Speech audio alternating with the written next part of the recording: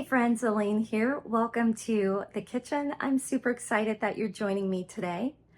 Today's recipe may be one that you love or hate, depending on if you've ever tried this dish called Cincinnati chili.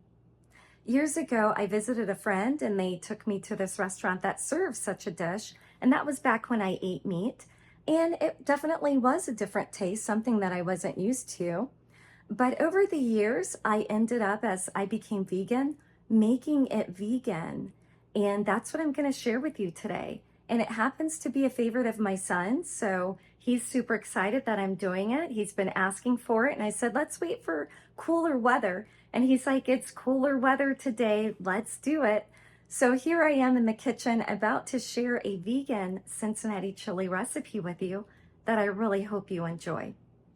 So do take a look at the ingredients that you will need for this dish and then join me over at the stove and we'll get started. Make it super easy and quick.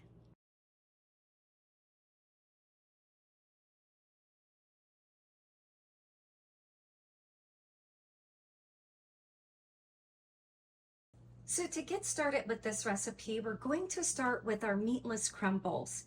And what I'm going to do is take 1 cup of boiling hot water, and we're going to add this water to our crumbles. We're going to give our crumbles a stir. We're then going to allow our crumbles to sit for about 5 minutes. While our crumbles are resting, we're going to then get started with our onions, which we're going to take about 5 minutes to cook those. So we're going to take a little bit of vegetable broth, and I would say you can start with about a tablespoon or so of vegetable broth, a little bit more, and of course if you need it, you can always add it. We're going to let this heat up just a little bit, and then we're going to get our onions into our oversized pan. As our pan heats up, we're then going to add our onions.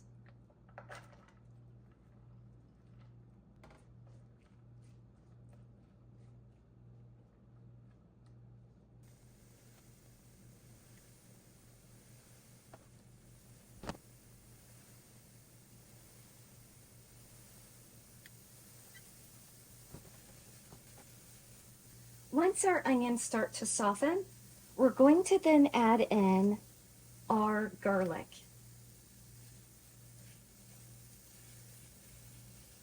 We're going to cook our garlic for about 30 seconds to a minute.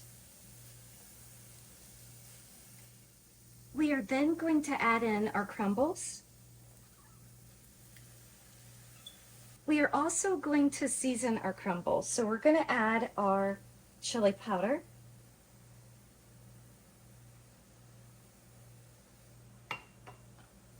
our cocoa powder,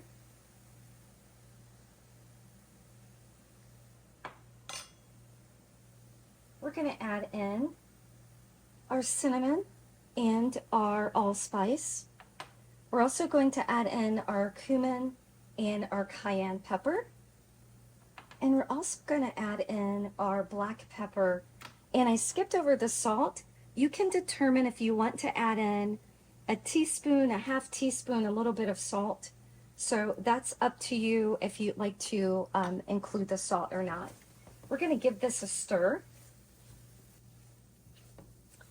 And if it's sticking a little bit, just add a little bit more vegetable broth, just a little. We will allow our meatless crumbles to cook for about 2 minutes, just to allow it to kind of absorb that seasoning as well as get a little bit of color.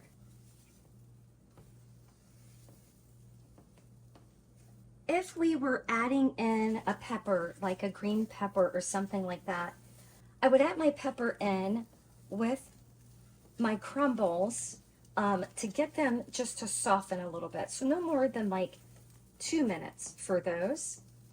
And then what we're going to do is add in our tomato sauce. I'm using a homemade sauce that I've made. You definitely can get a store-bought version. You can also consider using marinara.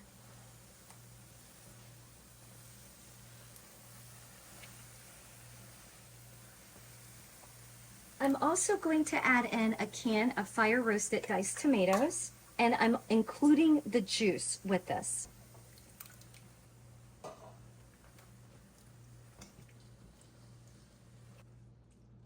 We're also going to add in a bit of water at this time. We can start with about a cup of water, depending on exactly how soupy you might want your chili. You can add between a cup to 4 cups of water. And of course, we're going to allow this to cook down quite a bit. So we can definitely even add about 2 cups and let it cook down. But at this time, when we add our water, we're also going to add in our coconut vinegar. We'll add in our vegan Worcestershire sauce. We'll add in 6 cloves. We'll also add in our bay leaf.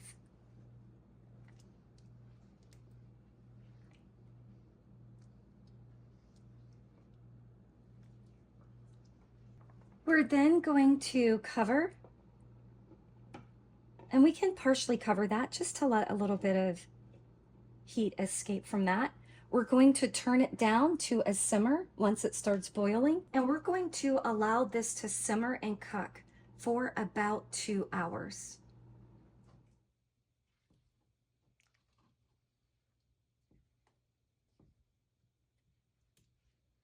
So while our chili is cooking, here's some other options that you can do with your chili.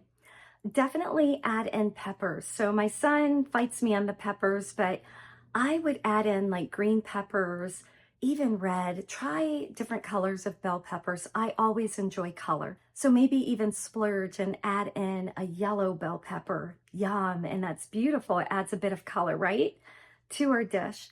You can also add items like oregano, some paprika. There have been people who have asked, why don't I add sugar? I don't use sugar very often, or a syrup or something like that. I like my Cincinnati chili to be a little bit more on that spicy and kind of soulful side. So, but if you want to add in a maple syrup or something like that, you can definitely do that as well. The other item is if you really don't want to kind of start on the stove, you definitely can make this dish just right in your crock pot. So basically just take everything and put it in the crock pot, set it to maybe on high for about 4 hours, on low maybe 6 hours, and then, it's done when it is. And there are times that I will use the crock pot for this, especially when I don't have time. I want to allow it to maybe cook overnight or something like that, or start it in the morning, and then when I get home, it's ready and available. And wow, that's great. I didn't have to labor in the kitchen after working. But the one thing about that I find is that kind of starting the onions on the stove brings out that flavor and the garlic, and then also adding a bit of color to the crumbles by kind of cooking those on the stove top too. So those things, those items are kind of missed when it's just placed into the crock pot. But you definitely can do that. And then one of the final items I will mention is the kidney beans.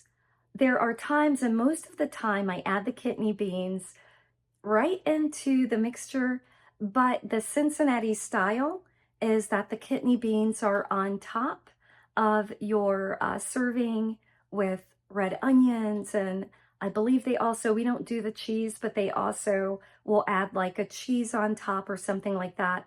And you definitely can add a vegan cheese. You can definitely make your own vegan cashew crumble or cashew cheese if you'd like, and kind of add that to the top.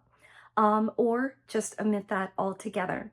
So we're going to allow our chili to kind of simmer and just those flavors to absorb the crumbles and just kind of make a wild dish, and I will join you when it is ready. After our 2 hours of cooking, our yummy Cincinnati chili is ready to serve. And we are, of course, stirring this occasionally throughout the cooking process. We are then going to remove the bay leaf as well as these 6 cloves that we've placed into our mixture. And just like that, our Cincinnati chili is complete. What do you guys think? Yum? Let's have a little bit of a bite.